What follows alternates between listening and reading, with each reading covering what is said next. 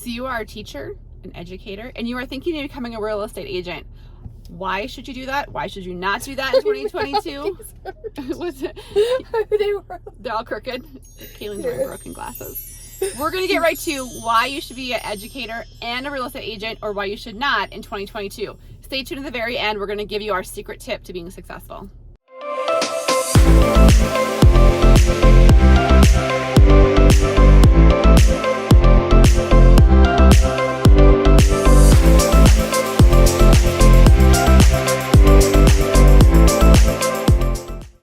Okay guys, it's Kaylin and Lori here with The Finest Agents. We help agents just like you every single day. Lori and I love what we do, and we love being an EXP sponsor that helps other agents double their business. So if you're looking for an EXP sponsor, contemplating if EXP is a good fit, and you'd like to give us a call, go ahead. Our phone number is 719-367-6880. Also, Lori and I post tons of content about how to be a finest agent every Tuesday and Thursday. So make sure and hit that subscribe button or the bell, and you'll be notified whenever we drop a new video.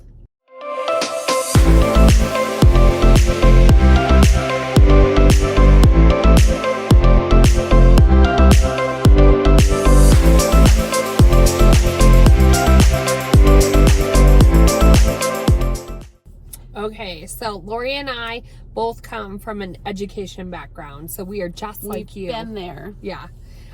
There are definitely, we have never looked back being real estate agents, but there are a lot of things that are very similar to working in a school, and there are also several things that either you have it, you don't, that there's same skill set maybe or not. And we have a couple agents too in our team. I'm really struggling. Kaylee needs some coffee today. We're going to get her some, don't you worry. But we're really real with you, so we're not always like on our top game here. No. So we're real life people. But, we're going to talk to you about 3 things as a teacher and a real estate agent, what that looks like in, successful versus not successful. We have a couple of agents here locally in our team who are educators. Yep. We have other people who are on our team at EXP across the country who are educators. And so, just what are we feeling? What is our experience as being previous educators? And so we're going to break down 3 things that we want to talk to you about what that's going to look like as a teacher, educator, and a real estate agent. So the first one, and Kaylee brought this up, I thought it was a really good point, is your skill set. So I just think that it's a lot of the same skill set that you have to do when you're in education. You are teaching people, like a lot of times people only buy one home in their entire lifetime, 1, 2, whatever. Usually there's years in between. So all of those fine details most of the time get lost, and they forget what they had done to purchase the home before. So you are constantly instructing and advising clients on the process, what equity is, like very basic things over and over again. Sometimes we do forget because we do it every single day, like how basic it can be, or sometimes you have somebody that's very experienced, and so you have to be able to go ahead and move along faster for maybe like that accelerated kid that's in your class. And so you have to be a little bit movable, but same sort of skill set that you kind of have to read people, understand what makes them go, and go at their pace as well. And I would say, how you're in education, you have like maybe it's more than one kid who at the end of the year, you're like, so sad to see go. And then sometimes you have those few kids where you're like, okay, see you later. I hope I never see you again. Great year, but so long. Good luck. Farewell. Same thing with real estate clients. There's some you end and I'm like, oh, I'm kind of going to, we still stay in contact with them, but it's not the everyday for the month, going out and showing them homes and going under contract or listing their home. And so there's some clients at the end, I'm like, oh, I'm going to be sad to leave them. And so there are other ones, like when we had the other day, I was like, oh, okay, well, we're good there. Yeah, we made it to the end. We made it to the end. Yeah. We'll check in with you. We'll stay in contact with you, but I don't need to call you every day, and you're not going to call me every day. You're not. That is a good point, is that, it's not this glamorous. Like, I do think TV makes it seem so glamorous. It's not super glamorous. It also has kind of a flow, I guess, as to the school year. You'll start working with somebody, you kind of read how they want to communicate, what information they need. you get that to them. There's a flow, like, okay, we're past inspection. Some people get super worked up over that. Some people, no big deal. Great, work through it.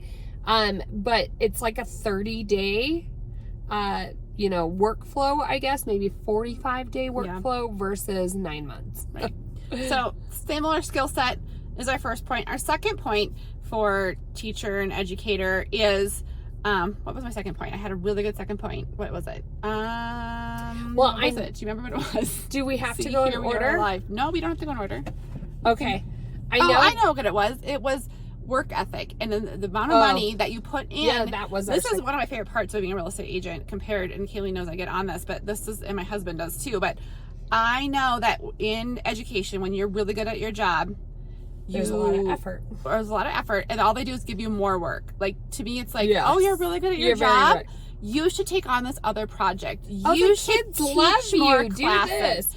You should do this. And I'm like, work well, the volleyball games. I do have like other things in my life, and are you going to compensate me for that? And I know as a teacher, I love the kids, and everyone's like, oh, bless your heart, you're in education. But I'm like, I get it, but I also want to support my family, right? I also like to go on vacation and enjoy it. Like, and they're like, well, we're going to give you $250. And I'm like, that will buy me bread and eggs right now. Like, so thank you for my $250. Bread and eggs. Really, it's true. But really, in real estate, like right now, if I work harder, I get paid compensated a lot more. And to me, that is like something that I feel like is missing in education. So I will say we have, what it comes down to in real estate is kind of your drive. Like you're an entrepreneur, and there's different ways to do it. Some people kill it, door knocking, whatever.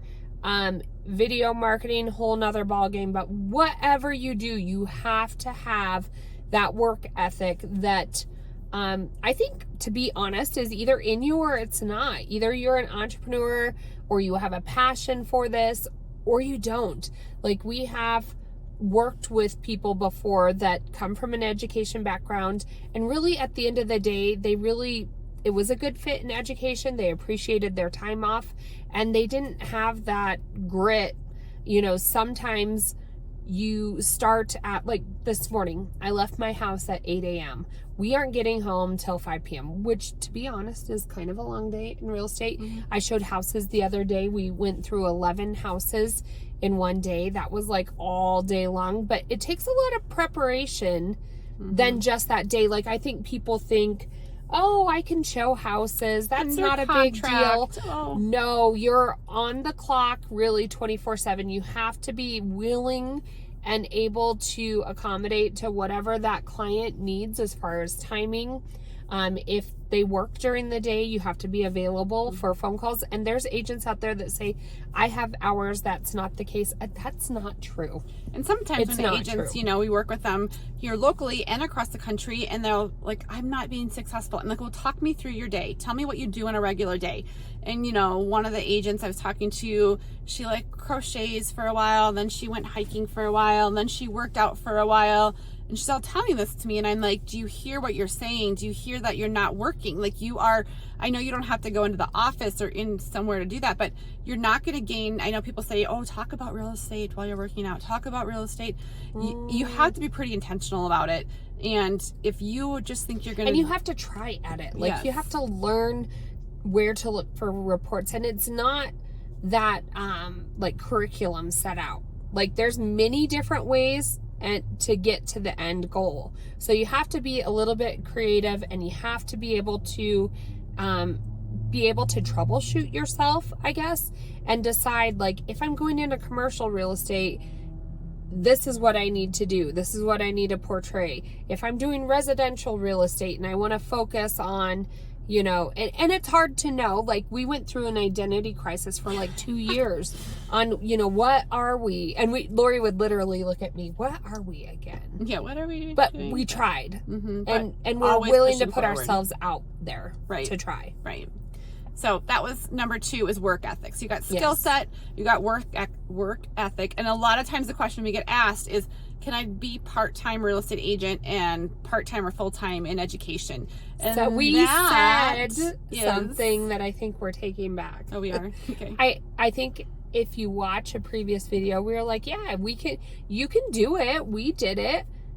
But most people can't. It's really hard to transition from, I get if you want to go part-time for a little bit in both and try to finagle that, but like we have a couple agents on our team locally and they are in education, and they can't work during the day and they work full time, and then the weekends this one goes like on vacation all the time and like with her kids, and I'm like, I don't know when you're gonna do real estate if that's your schedule. Well, that's what I was gonna say. So Lori and I did do it. We did. But you have to, like, I don't know if you understand, but it is nonstop work. We'd get up at 5 a.m.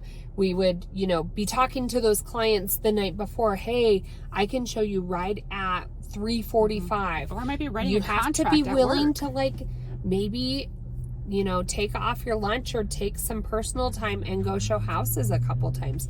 Or if you get something under contract, you're going to have to finagle when you're going to be doing inspection. And a lot of inspectors don't work on the weekends. Yeah. So you have to be, I think, if you're going to do it part-time, knowing that it's a temporary thing and you're going to have to put that real estate business first. Mm-hmm. You can do whatever you need to do on the side. And it's hard because it's going to eat up a lot of your time, but in your mind, have that end goal. And it's going to take a lot of work and a lot of, guilty feeling, I guess. Yeah. When you're doing both. When you're writing contracts at work, you're like, I should be working. And then you're doing real estate, you're like, ooh, I shouldn't be taking off because I'm supposed to be at work. And but so if you have a client and they're asking questions, you have to answer them. I know. Well, the other day I wrote a contract last minute at 30 minutes contract and got them under contract at like 3. If I was working, I would have been able to do that. And when the other weekend we had that client Kayleen talked about, they called last weekend and they were like, we're in town. And we're like, oh, it's Thursday. Oh, like some of those different, features you can't control. You can set client expectations and set them up, but it doesn't always pan out that way. Yeah. I'd like to say so I would say most people cannot do it part-time. Right. At least for a longevity. Like I would say. If it's like a 3-5 month stint, you need to get your bearings. You just want 1 or 2 transactions, 3 transactions. But I will say, if you're an entrepreneur and you're going into real estate, make sure you have probably 3 months worth of your salary in a stockpile, because even if you go kill it that first month, like you get something under contract, say you got something under contract that first week you were a real estate agent, still going to be 30 plus days before you get a paycheck. Yeah, it's not immediate. And you're going to have overhead. And so I think, even if you had 3 months set aside, you're going to have fire under you because everything is delayed 30 days before if you get paid, if you make it to the end. Yeah. So you definitely want to just prepare yourself financially for that and come out swinging. Like you're gonna, be putting yourself out there. You're gonna be vulnerable. You're gonna be doing things out of your comfort zone. But the more you do it, the more you get used to it and the more it becomes natural. And really at the end of the day, like utilize whatever you're doing, do it to the best you can, but it's going to take time and it's going to take effort. And, that's how you're going to succeed as a real estate agent. Right. So if you're an educator, you're thinking about becoming a real estate agent, we'd love to talk you through that. We have agents and educators on our team here at EXP across the country. And just so you know, EXP is a cloud-based brokerage. Which is the best for it's teachers. It's just like they don't have to go anywhere. Remax, Keller Williams, any of those other brokerages, but it's cloud-based. Yes, there's no office you have to go into, which really aligns with education. That's a really good point. Mm-hmm. So, we would love to help you. We have a team of agents across the country who, we help sponsor. We help do masterminds. People just like you can relate. We give you ideas.